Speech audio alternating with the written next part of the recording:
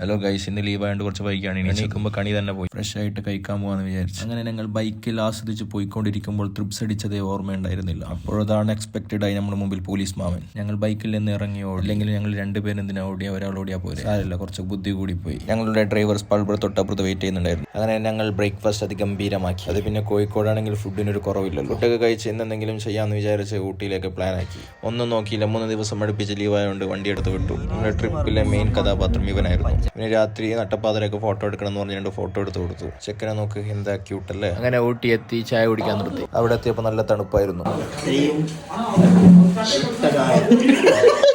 അങ്ങനെ 2 കണ്ണുള്ള ഓംപ്ലേറ്റും പൊറോട്ടൊക്കെ കഴിച്ചു. ആദ്യം ഞാൻ വിചാരിച്ചത് ഇത് തുണി അലക്കാണ്, പിന്നെ ഞാൻ മനസ്സിലായത് പൊറോട്ടയായിരുന്നു. ഒരുത്തനാണെങ്കിൽ തണുപ്പ് സഹിക്കാൻ പറ്റാതെ വിറക്കുന്നുണ്ടായിരുന്നു. രാത്രി കല്യാണത്തിന് പോകുന്ന പോലെ ജീൻസ് പാന്റും ഷൂ ഒക്കെ ഇട്ടാണ് ഇവൻ വന്നത്. ഈശയിലാണെങ്കിൽ ഒരു ചീപ്പ് ഉണ്ടായിരുന്നു. നമ്മളുടെ യാത്ര നേരെ ഹങ്കർ ഫോർട്ടിലേക്കാണ്.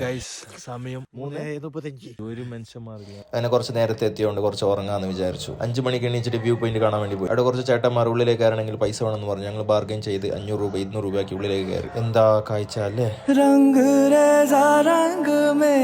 तन मेरा मन ले ले रंगाई चाहे.